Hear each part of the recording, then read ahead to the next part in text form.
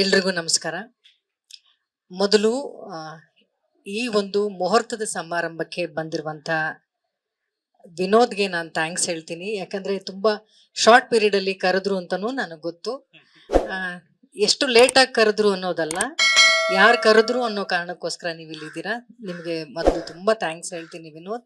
ಹಾಗೆ ನಾಗತಿಹಳ್ಳಿ ಚಂದ್ರಶೇಖರ್ ಸರ್ ಕೂಡ ಬಂದು ಇವತ್ತು ಕ್ಲಾಪ್ ಮಾಡಿದ್ದಾರೆ. ಅವ್ರಿಗೂ ಕೂಡ ನಾನು ಪ್ರೀತಿಯಿಂದ ಧನ್ಯವಾದಗಳನ್ನ ತಿಳಿಸ್ತೀನಿ. ಪ್ರತಿಯೊಂದು ಸಿನಿಮಾ ಮುಹೂರ್ತದಕ್ಕಿಂತ ಒಂದು ಸ್ವಲ್ಪ ವಿಶೇಷ ನನಗೆ ಈ ಸಿನಿಮಾ. ನನ್ನ 175ನೇ ಸಿನಿಮಾ ಅನ್ನೋ ಕಾರಣಕ್ಕೆ ನನಗೆ ಹೇಗ್ ಶುರು ಮಾಡ್ಬೇಕು ಅಂತ ಗೊತ್ತಾಗ್ತಾ ಇಲ್ಲ. ಮೊದಲಿಗೆ ನನ್ನನ್ನ ಈ ಚಿತ್ರರಂಗಕ್ಕೆ ಕರ್ಕೊಂಡು ಬಂದಂತ ಡಾಕ್ಟರ್ ರಾಜ್ಕುಮಾರ್ ಅಪ್ಪಾಜಿ ಅವರಿಗೆ ಮೊದಲು ನಾನು ಥ್ಯಾಂಕ್ಸ್ ಅನ್ನ ಹೇಳ್ತೀನಿ. ಅದಾದ್ಮೇಲೆ ನನ್ನನ್ನ ನಾಯಕಿಯಾಗಿ ಪರಿಚಯ ಮಾಡಿದ್ದು ಶ್ರೀನಿವಾಸ್ ಮೂರ್ತಿ ಅಂಕಲ್, ನಂಬಿದ್ರೆ ನಂಬಿ ಬಿಟ್ರೆ ಬಿಡಿ ಈ ಸಿನಿಮಾದಲ್ಲಿ. ಅದಾದ್ಮೇಲೆ ನನಗೊಂದು ಹೆಸರನ್ನ ಕೊಟ್ಟು ಇಷ್ಟು ವರ್ಷಗಳ ಕಾಲ ನಾನು ಇಂಡಸ್ಟ್ರಿಯಲ್ಲಿ ಉಳಿತಾ ಇದ್ದೀನಿ ಅಂದ್ರೆ ಅದು ಒಂದೇ ಒಂದು ಕಾರಣ, ಅದು ದ್ವಾರಕೀಶ್ ಅಣ್ಣ ಮಾಡಿದಂತ ಶ್ರುತಿ ಸಿನಿಮಾ. ಅವ್ರನ್ನು ಕೂಡ ನಾನು ಜ್ಞಾಪಿಸ್ಕೊಳ್ತಾ, ಇನ್ನ ನನ್ನ ತಂದೆ ತಾಯಿ ನನಗೆ ಈ ಚಿತ್ರರಂಗಕ್ಕೆ ಕರ್ಕೊಂಡು ಬರೋದಕ್ಕೆ ಅವ್ರು ಪಟ್ಟಂತ ಶ್ರಮ ತ್ಯಾಗ ಎಲ್ಲ ನನಗೆ ಗೊತ್ತಿದೆ. ಅವರು ಈ ಒಂದು ಮುಹೂರ್ತದಲ್ಲಿ ಇದ್ದಿದ್ದು ನನಗೆ ತುಂಬಾನೇ ಖುಷಿ ಇದೆ ಅಮ್ಮ. ಡೈರೆಕ್ಟರ್ ಸರ್ ಹಾಗೂ ಈ ಟೀಮ್ ಮದರ್, ನನಗೆ ಇವ್ರು ಬಂದು ಕತೆ ಹೇಳುವಾಗ ಬೇರೆ ಎಲ್ಲಾ ಕತೆಗಳನ್ನು ಕೇಳುವಾಗ ನನಗೆ ಸ್ವಲ್ಪ ಇಂಟ್ರೆಸ್ಟಿಂಗ್ ಅನಿಸ್ತು ಈ ಸಿನಿಮಾ. ನನಗೆ ಸಿನಿಮಾ ಕತೆ ಕಾಂಟೆಂಟ್ಗಿಂತ ಅವ್ರಿಗಿರುವಂತ ಶ್ರದ್ಧೆ, ಸಿನಿಮಾದಲ್ಲಿ ಏನಾದ್ರೂ ಒಂದು ಹೊಸತನ ಮಾಡಬೇಕು ಅನ್ನುವಂತ ಒಂದು ತುಡಿತ ನನಗೆ ಇಷ್ಟ ಆಯ್ತು. ಡೈರೆಕ್ಟರ್ ಸರ್ ಅವಾಗ್ಲೇ ಹೇಳುವಾಗ ಹೇಳ್ತಾ ಇದ್ರು, 175ನೇ ಸಿನಿಮಾ ನನಗ್ ಕೊಟ್ಟಿದ್ದೀರಾ, ಆ ಹೆಸರಿಗೇನು ಚ್ಯುತಿ ಬಾರದೆ ಇರೋ ಹಾಗೆ ನೋಡ್ಕೊಳ್ತೀನಿ ಮೇಡಮ್, ನಂಬಿಕೆ ಇಡಿ ಅಂತ. ಸರ್, ನೀವು ನನ್ನ 150ನೇ ಸಿನಿಮಾಗಂತಲ್ಲ ಸರ್, 1 ರೂಪಾಯಿನೋ 100 ರೂಪಾಯಿನೋ ದುಡ್ಡು ಹಾಕಿರ್ತಾರಲ್ಲ ನಿರ್ಮಾಪಕರು, ಅವ್ರ ಗೌರವ ಉಳಿಸೋಂತ ಸಿನಿಮಾ ಮಾಡಿ ಸರ್, ಅಷ್ಟೇ. ನಮಗೆ ಅನ್ನ ಹಾಕೋರು ಅನ್ನ ಎಲ್ಲೋ ಸಿಗ್ತಾನೆ ಇರುತ್ತೆ ಇಂಡಸ್ಟ್ರಿಲಿ. ಬಂದು 35 ವರ್ಷ ಆಯ್ತು, ಇನ್ನೂ ಕೆಲಸ ಮಾಡ್ತಾನೆ ಇದೀನಿ ಅಂದ್ರೆ ಯಾರೋ ನಿರ್ಮಾಪಕರು ನಮಗೆ ಊಟ ಹಾಕ್ತಾರೆ. ಆದ್ರೆ ಆ ಒಬ್ಬ ನಿರ್ಮಾಪಕರು ಈ ಒಂದು ಸಿನಿಮಾಯಿಂದ ಮನೆಗೆ ವಾಪಸ್ ಹೋಗ್ಬಿಡ್ಬಾರ್ದು. ಅವ್ರು ಇನ್ನೂ ಒಂದಿಷ್ಟು ಒಂದು 10-20 ಸಿನಿಮಾಗಳು ಮಾಡ್ಬೇಕು. ಆ ತರದ್ದು ಒಂದು ಸಿನಿಮಾ ಮಾಡಿ, ಆ ಜವಾಬ್ದಾರಿ ನಿಮ್ಮ ಹೆಗಲ್ ಮೇಲಿದೆ. ನಮ್ಮ ಎಲ್ಲರ ಆಕ್ಟಿಂಗ್ ಈ ಸಿನಿಮಾದಲ್ಲಿ ಏನೋ ನಾನು ಸೂಪರ್ ಆಗಿ ಆಕ್ಟ್ ಮಾಡ್ತಾ ಇದ್ದೀನಿ, ಏನೋ ಹೊಸದಾಗಿ ಕಾಣ್ತಾ ಇದ್ದೀನಿ ಅಂತಂದ್ರೆ ಅದು ನನ್ನ ಪ್ರಯತ್ನ ಅಲ್ಲ, ಅದು ಅವರ ಕಲ್ಪನೆ. ಒಬ್ಬ ಡೈರೆಕ್ಟರ್ ಒಂದು ಶಾರ್ಟ್ ನ ಕಟ್ ಅಂತ ಹೇಳೋದೆ ನಾವ್ ಆಕ್ಟಿಂಗ್ ಅವ್ರ ಕಲ್ಪನೆಗೆ, ನಾವು ಅವ್ರ ನಿರೀಕ್ಷೆಗೆ ನಾವು ನಿಲುಕಿದೀವಿ ಅಂತ. ಅವ್ರ ಕಟ್ ಹೇಳಲಿಲ್ಲ ಒನ್ ಮೋರ್ ಅಂದ್ರೆ ಅವ್ರು ಕೇಳೋಷ್ಟು ನಾವ್ ಆಕ್ಟ್ ಮಾಡ್ಬೇಕಾಗಿರೋದು ನಮ್ ಜವಾಬ್ದಾರಿ. ಹಾಗಾಗಿ ನಾನೊಬ್ಬ ಒಳ್ಳೆ ಕಲಾವಿದೆ ಅಥವಾ ಒಳ್ಳೆ ಆಕ್ಟಿಂಗ್ ಮಾಡಿದೀನಿ ಅಂದ್ರೆ ಅದನ್ನ ನಿರ್ಧಾರ ಮಾಡೋದೇ ಒಬ್ಬ ನಿರ್ದೇಶಕ. ಹಾಗಾಗಿ ನಿಮ್ಮ ಜವಾಬ್ದಾರಿ ಈ ಸಿನಿಮಾದಲ್ಲಿ ತುಂಬಾನೇ ಇದೆ ಸರ್. ನಾನು ಫಾರ್ ದ ಫಸ್ಟ್ ಟೈಮ್ ಇಷ್ಟು ಸಿನಿಮಾಗಳಲ್ಲಿ ನಾನು ಯಾವ ಸಿನಿಮಾಗೂ ಕೂಡ ವರ್ಕ್ಶಾಪ್ ಮಾಡಿ ಅಂತ ನಾನು ಕೇಳಿರ್ಲಿಲ್ಲ, ಅಥವಾ ನನ್ನನ್ನು ಯಾರು ಕೇಳ್ಕೊಂಡು ಬಂದಿರ್ಲಿಲ್ಲ. ಫಾರ್ ದ ಫಸ್ಟ್ ಟೈಮ್ ನಾನು ಡೈರೆಕ್ಟರ್ಗೆ ಹೇಳಿದೆ, ಸರ್ ನೀವು ಶೂಟಿಂಗ್ ಹೋಗೋಕ್ ಮುಂಚೆ ಈ ಒಂದು ಸಿನಿಮಾಗೆ ವರ್ಕ್ಶಾಪ್ ಮಾಡ್ಲೇಬೇಕು ನೀವು, ಯಾಕಂದ್ರೆ ಸಾಕಷ್ಟು ಹೊಸ ಕಲಾವಿದರಿದ್ದಾರೆ, ಹೊಸ ಹೊಸ ಪಾತ್ರಗಳು ಕೊಡ್ತಾ ಇದ್ದೀರಾ.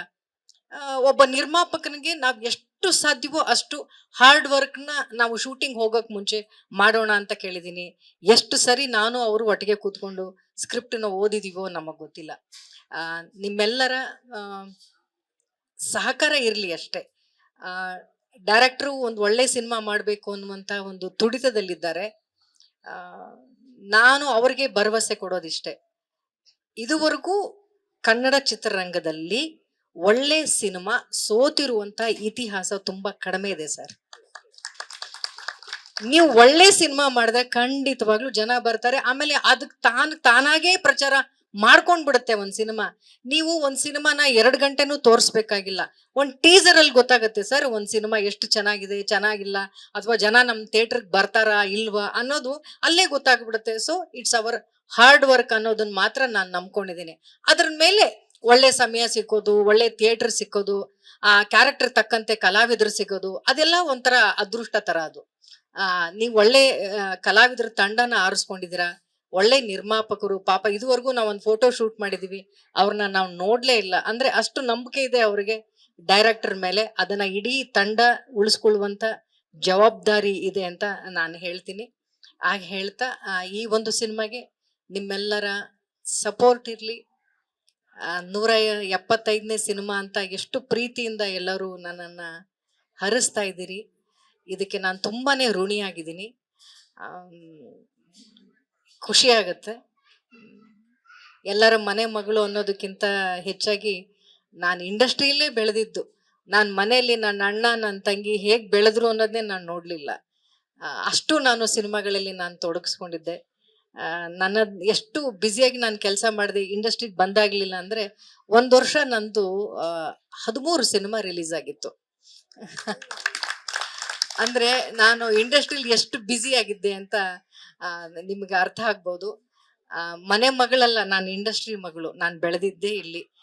ಇಲ್ಲಿ ನಾಗೇಶ್ ಅವ್ರು ಕೂತಿದ್ದಾರೆ. ನನ್ನನ್ನು ತುಂಬ ಚಿಕ್ಕ ಹುಡುಗಿಯಿಂದ ನೋಡ್ಕೊಂಡು ಬಂದಿರೋರು. ಆ ಥರ ತುಂಬ ಹಿರಿಯರಿದ್ದಾರೆ. ನನಗೆ ಇನ್ನೂ ಕೂಡ ನನ್ನ ಮೊದಲನೇ ಸಿನಿಮಾ ಅನ್ನುವಷ್ಟು ನನಗೆ ಭಯ ಇದೆ. ನಾನು ಫಸ್ಟ್ ಫ್ರೇಮಲ್ಲಿ ನಾನು ಹೇಗೆ ಆ್ಯಕ್ಟ್ ಮಾಡ್ತೀನೋ ಅಂತ ನನಗೆ ಗೊತ್ತಿಲ್ಲ. ಅದಕ್ಕೋಸ್ಕರನೇ ಡೈರೆಕ್ಟರ್ ಸರ್ ಕೇಳಿದೆ, ಸರ್ ಪ್ಲೀಸ್ ನನಗೆ ವರ್ಕ್ಶಾಪ್ ಮಾಡಿ ಇದಕ್ಕೆ ಅಂತ. ಯಾಕಂದರೆ ಪ್ರತಿಯೊಂದು ಸಿನಿಮಾದಿಂದ ಸಿನಿಮಾಗೆ ಏನಾದರೂ ಕಲಿಬೇಕು ಅನ್ನುವಂಥ ಆಸೆ ತುಡಿತ ನನ್ನಲ್ಲಿದೆ. ಹಾಗಾಗಿ ವರ್ಕ್ಶಾಪ್ ಮಾಡಿ ಸರ್, ಒಬ್ಬ ಒಳ್ಳೆ ಆ್ಯಕ್ಟಿಂಗ್ ಹೇಳ್ಕೊಡುವಂಥ ಒಬ್ಬ ಒಳ್ಳೆ ಮಾಸ್ಟರ್ನ ಕೂಡ ಕರ್ಸ್ಕೊಂಡು ಬನ್ನಿ, ಒಂದೊಂದು ಕ್ಯಾರೆಕ್ಟರ್ಗೆ ಒಂದೊಂದು ಮ್ಯಾನರಿಸಮ್ ಇಡಿ ಅಂತೆಲ್ಲ ಕೇಳಿದ್ದೀನಿ. ನನ್ನ ಕೈಲಾದಂಥ ನನ್ನ ಪ್ರಯತ್ನ ಒಬ್ಬ ಕಲಾವಿದೆಯಾಗಿ ಅವ್ರು ಕೊಡುವಂಥ ಒಂದೊಂದು ರೂಪಾಯಿಗಾಗಿರಲಿ ಅಥವಾ ನನಗೆ ಸಿಕ್ಕ ಇರುವಂಥ ಒಂದು ಪಾತ್ರಕ್ಕೆ ನಾನು ನ್ಯಾಯ ಒದಗಿಸ್ಬೇಕು ಅನ್ನುವಂಥ ಎಲ್ಲ ಪ್ರಯತ್ನ ನನ್ನ ಕಡೆಯಿಂದ ಆಗ್ತಾ ಇದೆ. ಚಿತ್ರತಂಡದಿಂದ, ನಿರ್ದೇಶಕರಿಂದ ಕೂಡ ನಾನು ಅದನ್ನೇ ಬಯಸ್ತೀನಿ ಸರ್. ನೀವು ಎಷ್ಟು ದಿನ ಅಂದ್ಕೊಳ್ತೀರೋ ಅಷ್ಟು ದಿನದಲ್ಲೇ ಸಿನಿಮಾ ಮುಗಿಸಿ. ಅದಕ್ಕೆ ನಮ್ಮೆಲ್ಲ ಕಲಾವಿದರ ಸಹಕಾರ ಇದೆ. ಬೆಳಗ್ಗೆ 9ರಿಂದ ಸಾಯಂಕಾಲ 6ವರೆಗೂ ಅವ್ರು ಏನು ಹೇಳ್ತಾರೋ ಆ ಕೆಲಸನ ಮುಗಿಸಿ ನಾವು ಹೋಗ್ತೀವಿ. ನಿರ್ಮಾಪಕರನ್ನ ಉಳಿಸ್ಕೊಳ್ಳಿ ಅಂತ ನಾನು ಹೇಳ್ತಾ, ಇಲ್ಲಿ ಬಂದಿರುವಂಥ ಪ್ರತಿಯೊಬ್ಬ ಮಾಧ್ಯಮದವ್ರಿಗೂ ನಾನು ತುಂಬ ಹೃದಯದ ಧನ್ಯವಾದಗಳನ್ನ ತಿಳಿಸ್ತೀನಿ. 175ನೇ ಸಿನಿಮಾ ಅನ್ನೋದು ವಿಶೇಷ ಅಲ್ಲ, ಇಷ್ಟು ವರ್ಷ ಆದರೂ ನನಗೆ ಒಳ್ಳೊಳ್ಳೆ ಸಿನಿಮಾಗಳು ಸಿಗ್ತಿದೆ ಅನ್ನೋದು ಮಾತ್ರ ನನಗೆ ವಿಶೇಷ ಅಂತ ನನಗನ್ಸುತ್ತೆ. ಆ ಕಲಾ ಸರಸ್ವತಿಯ ಸೇವೆ ಮಾಡುವಂಥ ಅವಕಾಶ ಮತ್ತಷ್ಟು ಸಿಗ್ತಾ ಇರಲಿ ನನಗೆ ಅಂತ ಕೇಳ್ತಾ, ಈ ಒಂದು ಪಾತ್ರ ನನಗೆ ತುಂಬಾ ಹೆಮ್ಮೆ ಇದೆ. ತುಂಬ ವಿಶೇಷವಾದಂಥ ಒಂದು ಪಾತ್ರ ಆಗಿ ಅವರು ಇದನ್ನು ಹೆಣ್ಕೊಂಡಿದ್ದಾರೆ.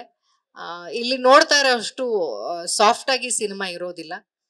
ಸಿನಿಮಾ ಕಥೆನೇ ಬೇರೆ ಇದೆ ಒಳಗಡೆ. ಪ್ರತಿ ಒಂದು 15 ನಿಮಿಷಕ್ಕೊಂದು ಹೊಸ ಹೊಸ ಟ್ವಿಸ್ಟ್ಗಳನ್ನ ಇವ್ರ ಸಿನಿಮಾದಲ್ಲಿ ಇಟ್ಕೊಂಡಿದ್ದಾರೆ. ಕ್ಲೈಮ್ಯಾಕ್ಸ್ ಹತ್ರ ಬರುವಷ್ಟರಲ್ಲಿ ಸಿನಿಮಾ ಆಗ್ಲೇ ಒಂದು ಸಾಕಷ್ಟು ತಿರುವುಗಳನ್ನ ತಗೊಂಡಿರುತ್ತೆ. ಕ್ಲೈಮ್ಯಾಕ್ಸ್ ಬಹುಶಃ ಯಾರು ಆಗದೆ ಇರುವಂತ ಒಂದು ಟರ್ನಿಂಗ್ ಪಾಯಿಂಟ್ ಆಗಿ ಒಂದು ಈ ಸಿನಿಮಾನ ತಗೊಂಡಿದ್ದಾರೆ. ಹಳ್ಳಿ ಹೆಣ್ಮಕ್ಳು ಹೀಗೆ ಕೂಡ ಬಿಹೇವ್ ಮಾಡೋಕ್ ಸಾಧ್ಯವಾ ಅಂತ ಅನ್ನುವಂತಹ ಒಂದು ಕಥೆಯನ್ನ ಅವ್ರು ಬರ್ಕೊಂಡಿದ್ದಾರೆ. ತೆರೆ ಮೇಲೆ ಅಚ್ಚುಕಟ್ಟಾಗಿ ತಗೊಂಡ್ ಬರ್ತಾರೆ ಅನ್ನುವಂತ ನನ್ನ ನಂಬಿಕೆ ಇದೆ. ಮತ್ತೊಮ್ಮೆ ಎಲ್ಲರಿಗೂ ಥ್ಯಾಂಕ್ಸ್ ಹೇಳ್ತೀನಿ. ಇಡೀ ಟೀಮ್ಗೆ ಬೆಸ್ಟ್ ವಿಶಸ್. ಎಲ್ಲರೂ ಒಂದು ತಂಡವಾಗಿ, cameraman, music director, thank you so much. ನಿಮ್ ಕೆಲಸ ನೋಡಿದ್ದೀನಿ cameraman sir, fight master sir. ನನಗೇನಿಲ್ಲ ಬಿಡಿ, ಫೈಟ್ ಏನಿರಲ್ಲ ನನಗೆ.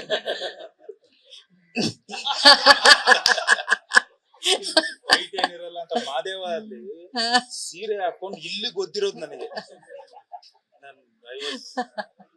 ಶಾಕ್ ಆಗಿದ್ದೆ. ಓಕೆನಾ ಅಂದ್ರೆ ಇಲ್ಲಿ ಗೊದ್ರು ಆಕ್ಚುಲಿ ಇದೆ,